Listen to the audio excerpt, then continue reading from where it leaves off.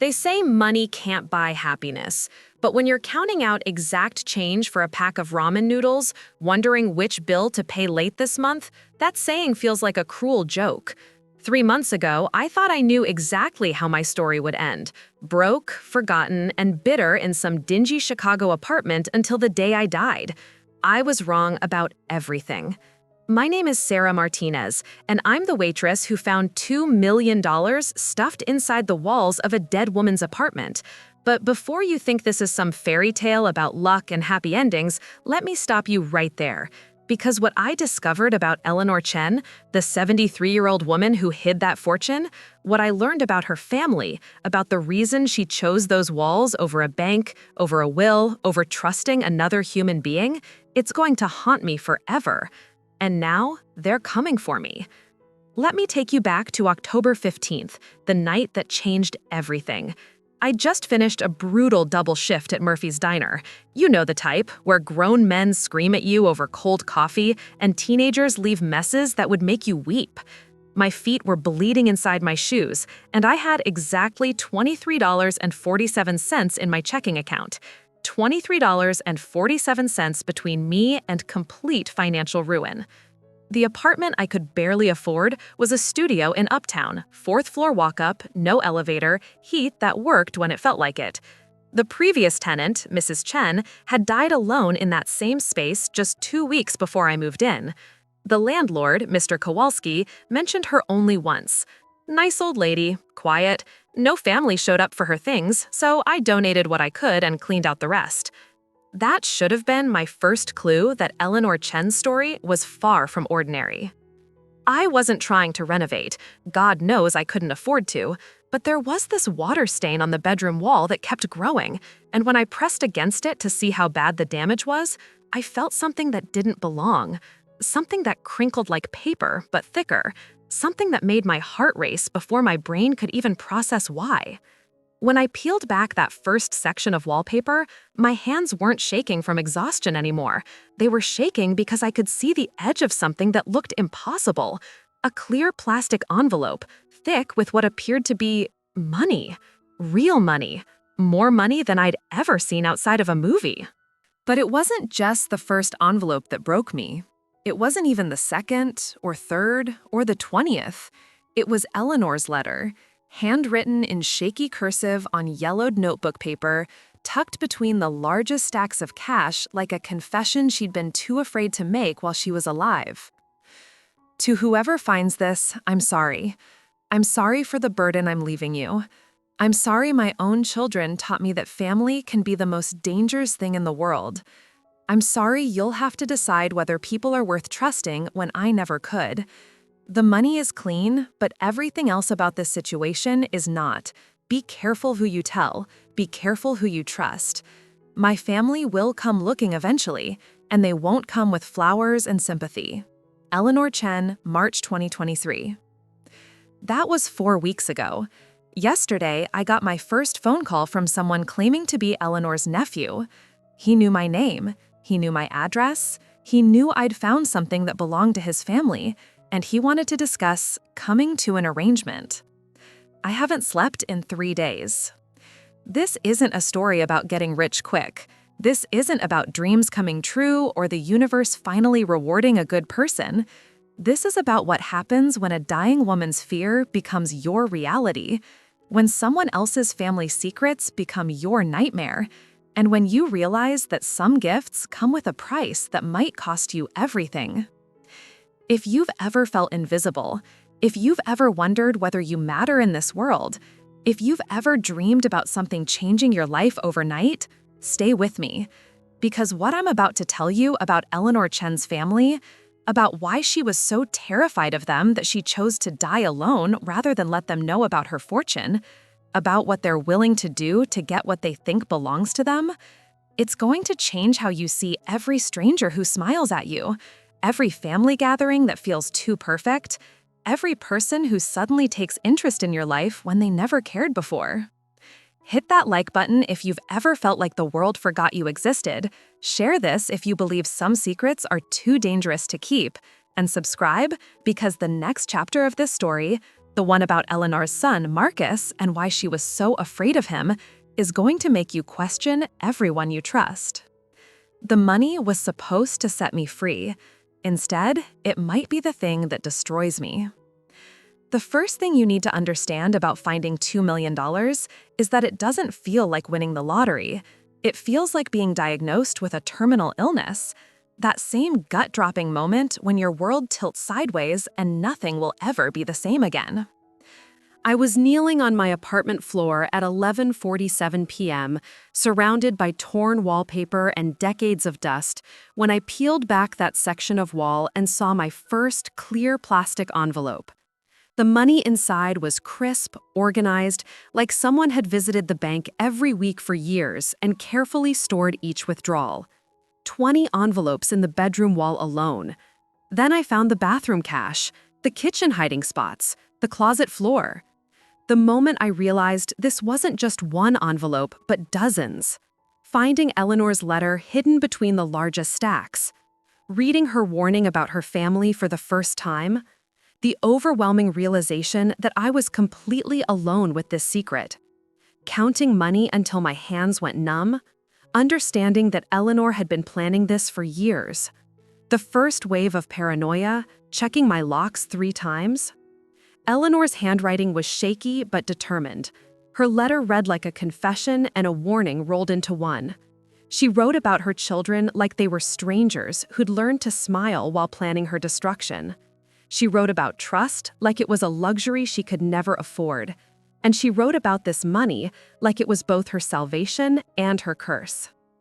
I sat in that dim apartment until sunrise, staring at more cash than I'd see in 10 lifetimes of waitressing, trying to understand why an elderly woman would choose to die alone rather than let her own family know she had the means to help them. The letter made one thing crystal clear. Eleanor Chen wasn't just hiding money from the world. She was hiding it from people who shared her blood. That first night, I didn't sleep. I couldn't eat. I just kept rereading her letter, trying to decode the fear in every carefully chosen word. She'd written it in March, just 5 months before her death, which meant she'd spent her final months living with this secret, knowing that whoever found her fortune would inherit something much more dangerous than wealth. The money felt radioactive in my hands. Every bill seemed to whisper warnings I wasn't ready to understand. But Eleanor had chosen me, not intentionally, but chosen me nonetheless. She'd passed her burden to the next person desperate enough to live in that apartment, poor enough to peel away wallpaper looking for water damage, isolated enough that no one would immediately notice if something happened to them. I was perfect prey, and I was only just beginning to understand what that meant. 3 days after finding the money, I started researching Eleanor Chen's family. What I discovered made her letter's warnings feel like gentle suggestions. Eleanor had 2 children, Marcus Chen, 45, and Linda Chen Rodriguez, 43. Both lived in Chicago. Both had children of their own. Both had attended their mother's funeral, a detail that made my blood run cold because it meant they'd known exactly when she died and where she'd lived, yet neither had bothered to claim her belongings or check on the apartment they'd once visited as children. Discovering Marcus's criminal record online, finding Linda's divorce proceedings mentioning financial disputes, learning that Eleanor had stopped taking their calls 2 years before her death, realizing they'd never bothered to clean out her apartment. Finding old photos Eleanor kept hidden showing family gatherings that looked forced and uncomfortable. Understanding that Eleanor had been estranged from her children long before she got sick. The growing realization that this family had a history of violence over money. Marcus had 3 arrests for assault, all charges dropped when victims refused to testify. Linda's divorce papers mentioned her ex-husband's allegations about threats made during their custody battle. These weren't people who negotiated politely when they wanted something. They were people who took what they believed belonged to them. But here's what haunted me most. Eleanor's obituary listed beloved mother and grandmother, survived by her 2 children and 4 grandchildren. The gap between those public words and her private terror was a chasm wide enough to swallow hope. How do you become so afraid of your own children that you'd rather die alone than risk them knowing about your nest egg? I spent hours staring at an old photo I'd found tucked in Eleanor's closet. Christmas morning, probably 20 years ago. Eleanor stood between Marcus and Linda, her arms around their shoulders, but everyone looked like they were posing for a hostage photo. The smiles were too bright, the eyes were too wary. Even then, even decades ago, this family knew they couldn't trust each other. The more I learned about the Chens, the more I understood why Eleanor had chosen those walls over a will. Wills are public documents. Wills involve lawyers and courts and official procedures that leave paper trails. Wills would have guaranteed that Marcus and Linda knew about every dollar within weeks of her death. Eleanor hadn't just hidden money, she'd hidden it specifically from the people who would have felt most entitled to it. Her children weren't mourning her loss, they were probably relieved she died quietly without complicating their lives. They had no idea their quiet, careful mother had been sitting on a fortune that could change everything. But secrets this big don't stay buried forever, and families like the Chens don't give up easily once they catch the scent of money. The phone call came on a Tuesday morning while I was getting ready for another double shift. Unknown number, local area code. I almost didn't answer. Sarah Martinez? The voice was male, middle-aged, carefully controlled. My name is David Chen. I believe you're living in my Aunt Eleanor's old apartment. My blood turned to ice water. I'd never heard of a David Chen. Eleanor's letter had mentioned Marcus and Linda, but never a nephew. Yet somehow, this stranger knew my full name, knew where I lived, knew about Eleanor. The shock of hearing my name from a complete stranger, realizing Eleanor's family was larger than I'd known, understanding that someone had been watching me. The careful way David spoke, like he was following a script. His request for a friendly meeting to discuss Eleanor's belongings. The implication that he knew I'd found something valuable. My realization that I was no longer invisible.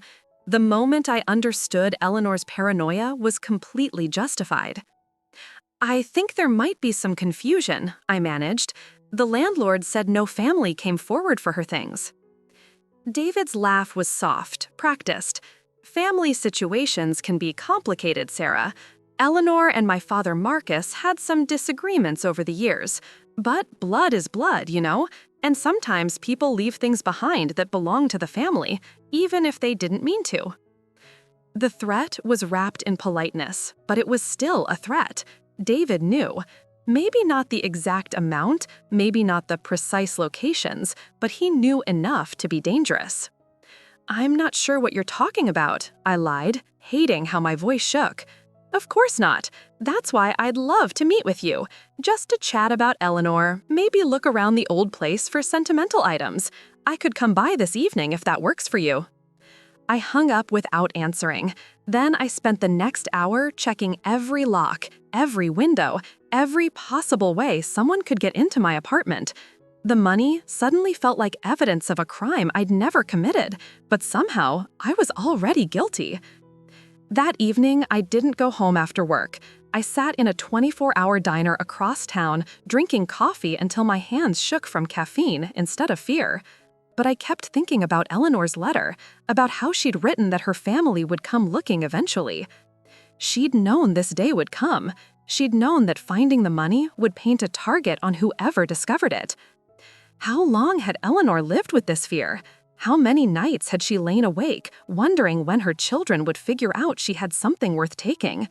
And what kind of family destroys an elderly woman's peace of mind so completely that she'd rather die alone than risk their attention? What would you do if you discovered that your biggest dream was actually your worst nightmare? I didn't sleep that night. Instead, I sat in my locked apartment, surrounded by Eleanor's hidden fortune, trying to understand how my life had become a thriller I never wanted to star in. The money wasn't just currency anymore. It was evidence of Eleanor's desperation. Each carefully wrapped stack told the story of a woman who'd spent years converting her resources into something she could hide. Bank withdrawals spread over time, so no one would notice the pattern. Cash stored in plastic to protect it from Chicago's humid summers. A woman methodically erasing her financial footprint because she knew her own family would kill for what she'd saved. Realizing Eleanor had been planning this hiding strategy for years, understanding the sophisticated way she'd spread the money throughout the apartment, finding additional caches I'd missed during my initial search, discovering Eleanor's journal hidden behind the bathroom medicine cabinet, reading about her growing fear of Marcus and Linda in her own words, learning about previous incidents where they demanded money from her, understanding that Eleanor's peaceful death might not have been so peaceful, the growing paranoia that I was being watched. Eleanor's journal entries from her final year painted a picture of psychological torture. Marcus calling drunk, demanding loans he'd never repay. Linda showing up unannounced with sob stories about her custody battle expenses. Both children treating their aging mother like an ATM, never asking about her health, her loneliness, her fears about dying alone. March 15th, Marcus called again today, wanted $5,000 for his business opportunity. When I said I couldn't help, he reminded me that I won't live forever and that ungrateful mothers don't deserve loyal children. I'm starting to think he's right about one thing. I won't live forever, but that doesn't mean he gets to decide what happens to what I've worked for. The journal revealed Eleanor's growing terror. She wrote about changing her locks, about pretending to be poorer than she was, about the day she decided to start hiding cash instead of keeping it in accounts her children might eventually access. April 2nd, saw a news story about an elderly woman whose son drained her accounts while she was in the hospital. The reporter called it elder abuse, but it looked like Tuesday night dinner at the Chen house to me. At least that woman's son waited until she was unconscious. But the most chilling entries came from Eleanor's final weeks. July 18th, Linda brought the grandkids by today. First time she's visited in months. They weren't here to see Grandma. Linda spent the whole time looking around the apartment, asking about my nest egg and whether I'd been smart with my money over the years. She even opened my medicine cabinet while I was making tea. I used to think paranoia was a sign of old age.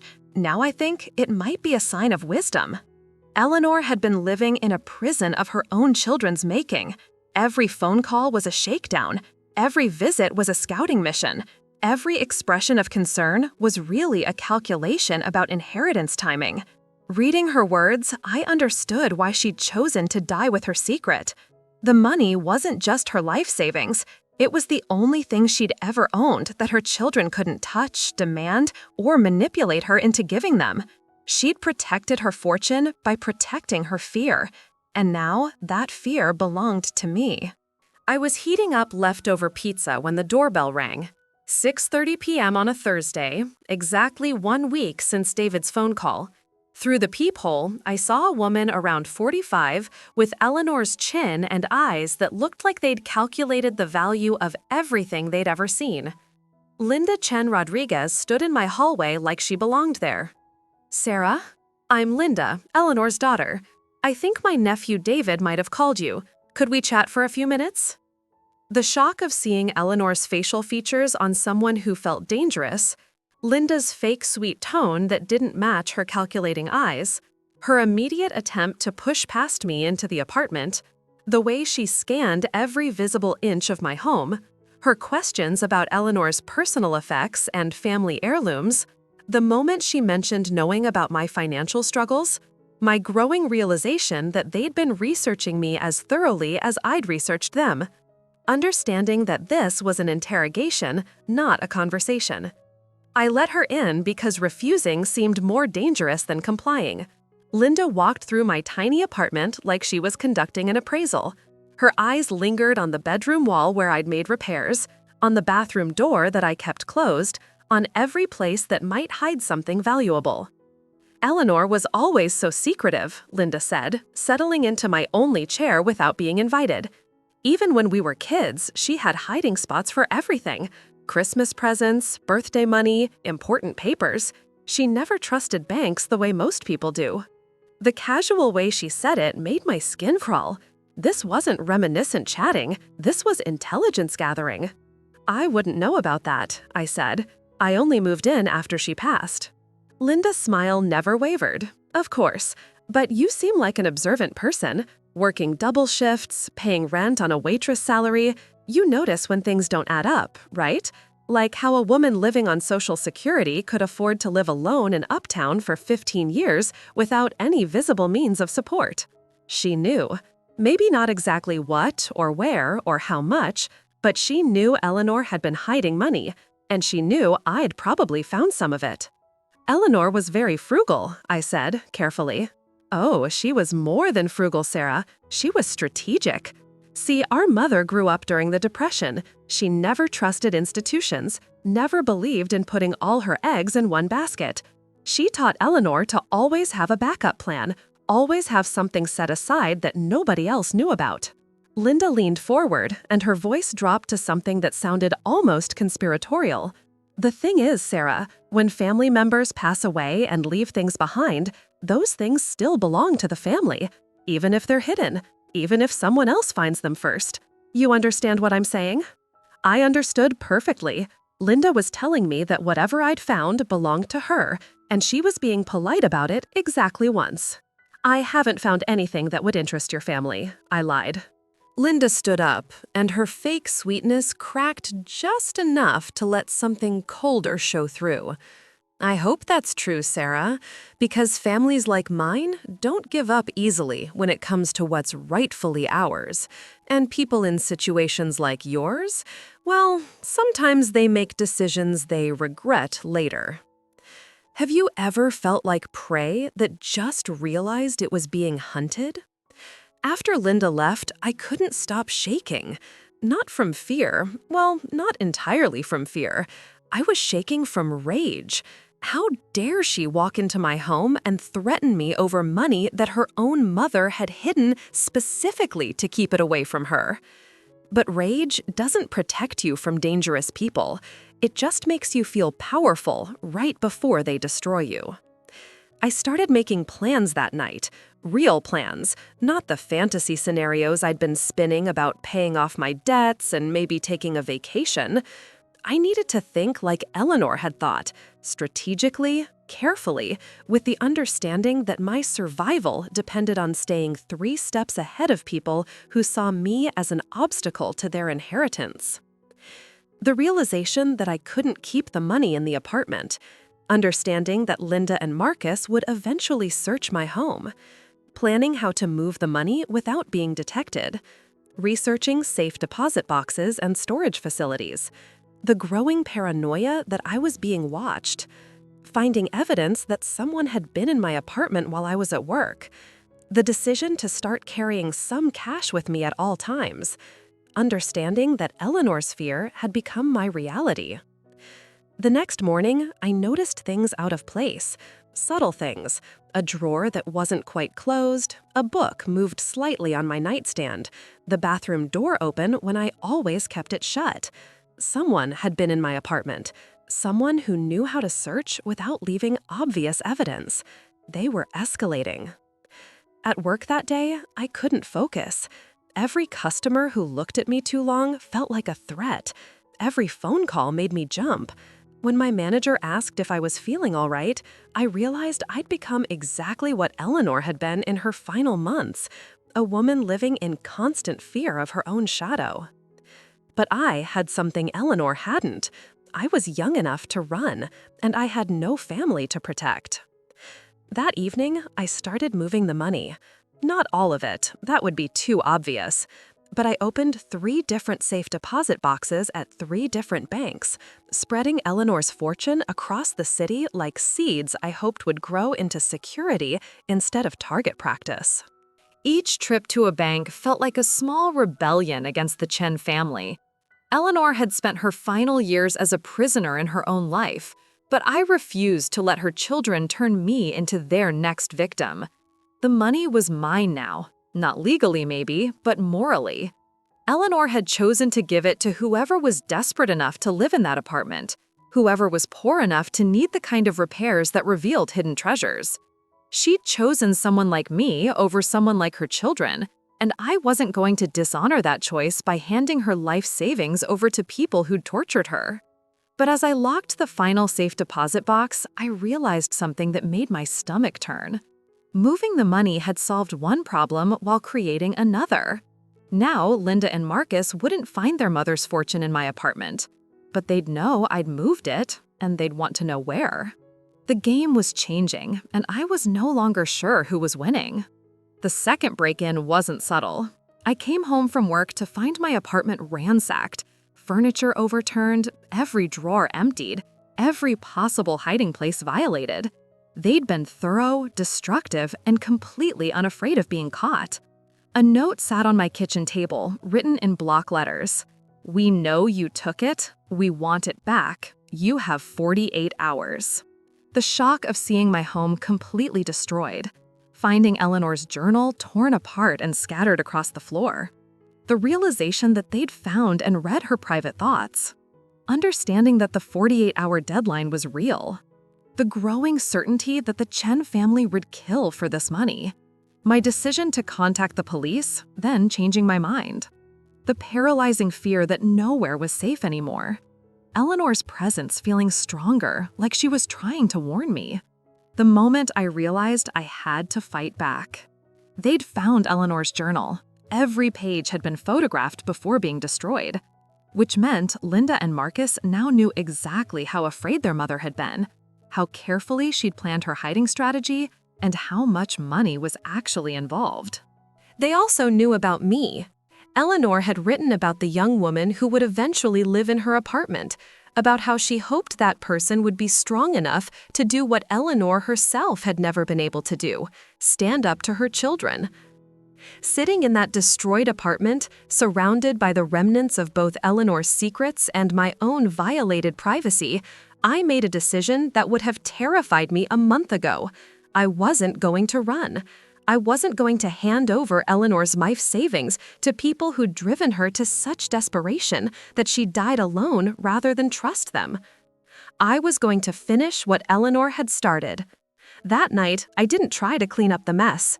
Instead, I sat in the wreckage and called the one person I knew could help me understand what I was really dealing with.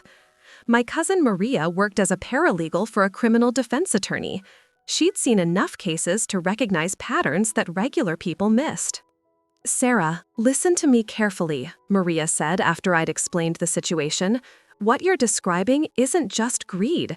It's stalking, breaking and entering, and intimidation. These people are treating you like an obstacle to something they think they own. They're not going to stop escalating until they get what they want or until something stops them." What would stop them? Either you give them the money, or you make it more dangerous for them to keep threatening you than it would be to walk away. I thought about Eleanor's journal, about 20 years of psychological torture disguised as family dinners, about an elderly woman who'd been so terrified of her own children that she'd chosen to die with her secrets rather than risk their discovery. Eleanor had spent her final years trying to protect her money from her family. But maybe she'd really been trying to protect someone else, the next person who would need that money enough to tear apart walls looking for water damage. Maybe Eleanor hadn't just hidden a fortune, maybe she'd hidden a test. The 48-hour deadline felt like justice delayed, not justice denied. It was time to see whether I was worthy of Eleanor's gift, or whether I was just another victim waiting to be broken. I spent my 48 hours wisely. Instead of cowering or planning my escape, I gathered ammunition. Eleanor's journal had been thorough, almost obsessively so. She'd documented every threatening phone call, every manipulative visit, every time Marcus or Linda had demanded money. What they didn't know was that Eleanor had also documented their crimes. Marcus's assault charges, Linda's threats during her custody battle, the suspicious circumstances around their grandfather's death, and the inheritance dispute that followed. But Chen family had a pattern of using violence and intimidation to get what they wanted. Eleanor had been their longest-running victim, but she hadn't been their only one. Discovering Eleanor had secretly recorded some of her children's threatening phone calls, finding documentation of previous family members who died under suspicious circumstances, realizing Eleanor had been building a case against her own children, understanding that she'd expected someone to continue her work. making copies of everything and storing them in multiple locations, contacting a journalist who specialized in family abuse cases, setting up a meeting with Linda and Marcus on my own terms. The moment I realized I was no longer the prey. On the morning of my deadline, I sent identical text messages to Linda, Marcus, and David. Meet me at Eleanor's grave at 3 p.m. Come alone. We need to discuss what your mother really left behind. Graceland Cemetery was public enough to be safe, private enough for honest conversation, and symbolic enough to remind all of us exactly whose money we were fighting over. If the Chens wanted to claim Eleanor's fortune, they could explain themselves at her graveside. I arrived early and waited by Eleanor's headstone, a simple granite marker that read, "Beloved Mother," without mentioning whether that love had ever been returned. The irony wasn't lost on me. Even in death, Eleanor was still trapped between the family she'd feared and the stranger she'd trusted. Linda arrived first, scanning the cemetery like she expected an ambush. Marcus came 5 minutes later, walking with the casual swagger of someone who'd never doubted his ability to intimidate people into compliance. David appeared last, looking uncomfortable in a way that suggested this wasn't his idea. "You wanted to talk?" Linda said. "So talk." I held up a manila envelope. "Your mother left more than money, Linda. She left documentation. 20 years worth of recorded conversations, written threats, police reports that were filed but never followed up on. She built a case against both of you." Marcus's face darkened. That crazy old woman was paranoid. Nobody's going to believe. "The Tribune will," I interrupted. "I've already spoken with a journalist who specializes in elder abuse cases. Eleanor's story, complete with audio recordings of you demanding money and threatening her, is exactly the kind of investigation that wins awards." The silence stretched between us like a taut wire. I could see them calculating, weighing their options, trying to figure out how to turn this situation back to their advantage. "What do you want?" Linda asked, finally. "What your mother wanted, for you to leave her alone forever." The money is gone. Donated, in Eleanor's name, to organizations that help elderly people escape abusive family members. It was a lie, but it was the right lie. The money was still safely locked away, waiting for me to decide its ultimate fate. But letting the Chens think it was beyond their reach was the first step toward making myself safe. They left without another word, but I knew this wasn't over. Families like the Chens don't give up just because someone calls their bluff. But they also don't usually expect their victims to fight back, and that unexpected resistance could be enough to save my life. The threats stopped after our cemetery meeting, but the fear didn't. I'd won a battle by standing up to Eleanor's children, but the war was far from over. Dangerous people don't forget about money, especially money they believe belongs to them by birthright. 3 weeks passed in careful normalcy. I worked my shifts, paid my bills, and tried to pretend I was just another struggling waitress instead of someone sitting on a fortune that could change everything. But Eleanor's money felt different now, heavier, more complicated. It wasn't just currency anymore, it was responsibility. The gradual realization that I'd become Eleanor's successor, understanding that the money came with obligations I'd never considered, finding more of Eleanor's records revealing other elderly victims in similar situations, discovering that Eleanor had been secretly helping other abuse victims before her death. The moment I realized what Eleanor had really wanted me to do with her fortune, making the decision to honor Eleanor's true wishes, setting up the foundation Eleanor had been planning in secret, understanding that this had never been about me getting rich. Eleanor hadn't just hidden money in my walls, she'd hidden a mission. In her journal's final entries I'd missed during my initial frantic reading, Eleanor outlined her real plan. The money wasn't meant to be found by someone who'd spend it on themselves.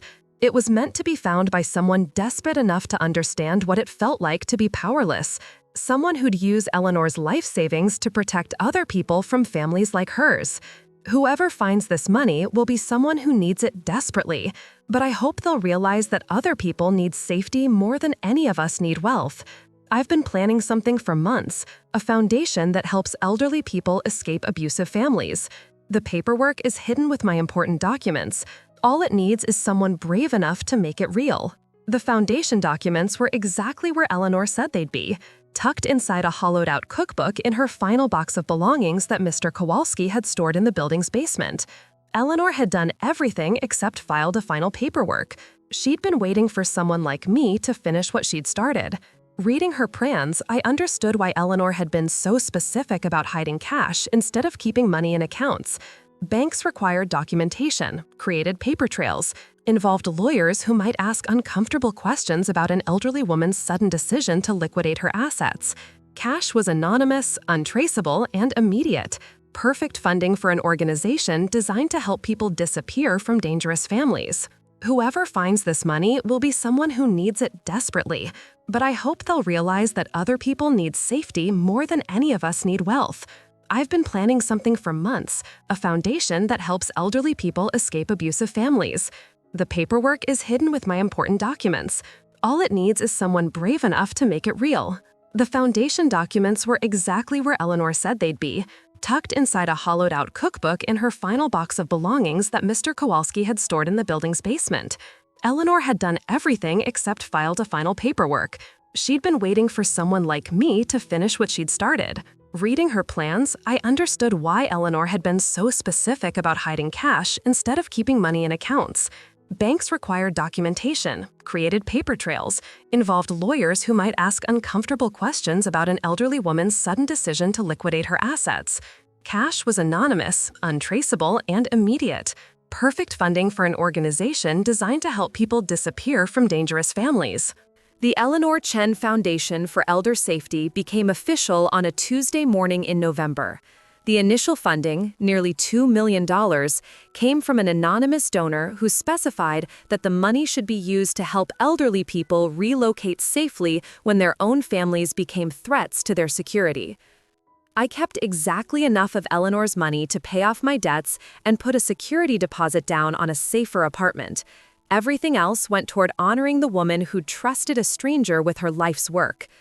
But the most important thing I kept was Eleanor's journal, not for the money location clues or the family documentation, but for her final entry, written 3 days before she died. I used to think that dying alone meant I'd failed at life. Now I think maybe I succeeded at something more important. I kept my resources away from people who would have used them to hurt others. Whoever finds this money, I hope you're strong enough to do what I couldn't. I hope you're brave enough to help people like us. Eleanor hadn't died alone. She'd died protecting people she'd never met, trusting someone she'd never known to carry on work she'd never been able to finish. And for the first time since finding that money, I felt like I finally understood what Eleanor had really left me. Not just wealth, but purpose. 6 months later, I still live in Chicago, but not in Eleanor's apartment. The Eleanor Chen Foundation has helped 17 elderly people escape abusive family situations, relocating them to safe housing with new identities and enough financial support to rebuild their lives. We've processed 43 applications and turned away no one who genuinely needed help. I still work as a waitress, but now it's a choice rather than desperation. The foundation pays me a modest salary to coordinate services and screen applications. Most days, I talk to people who sound exactly like Eleanor had in those final journal entries, terrified, isolated, convinced that family loyalty means accepting abuse. The foundation's first successful rescue of an elderly man whose son had been stealing his medication, helping a grandmother escape daughters who'd been forging her signature on checks. The moment I realized Eleanor's gift had saved more lives than just my own. Understanding that some secrets are worth keeping. Making peace with never being wealthy. Finding purpose in work that Eleanor would have been proud of. The day Marcus Chen called to apologize and I understood he'd finally gotten the message. Eleanor's presence feeling less like a ghost and more like a guide. The Chen family hasn't contacted me since that day at the cemetery. I heard through Maria's legal connections that Marcus was arrested for elder abuse involving another relative's finances. Linda lost custody of her kids when her ex-husband proved she'd been threatening him over support payments. David, who I learned was actually Linda's son, not Eleanor's nephew, sent me a letter apologizing for his family's behavior and thanking me for not pressing charges. The truth about family, I've learned, is that blood doesn't create obligation. Love does. Trust does. Shared values and mutual respect do. Eleanor's children had inherited her DNA, but they'd never inherited her heart. That went to strangers. To me, to the people our foundation helps, to anyone who understands that protecting the vulnerable matters more than protecting wealth. Sometimes I wonder, what would have happened if I'd kept Eleanor's money for myself? I could have paid off my student loans, bought a car that doesn't break down every 3 months, maybe even taken that vacation to Ireland I used to dream about. I could have lived comfortably while other people continued suffering the way Eleanor had suffered. But comfort built on someone else's pain isn't really comfort at all. It's just another form of poverty. Eleanor taught me that the most valuable things we leave behind aren't the ones we can count or spend. They're the lives we touch, the people we save, the systems we build to protect others from the cruelties we've survived ourselves. The money Eleanor hid in those walls was never really about money at all. It was about trust. Her trust that someone would do the right thing, even when the wrong thing would be easier and more profitable. It was about hope. Her hope that someone would care enough about strangers to sacrifice their own financial security for other people's physical safety. Most of all, it was about love.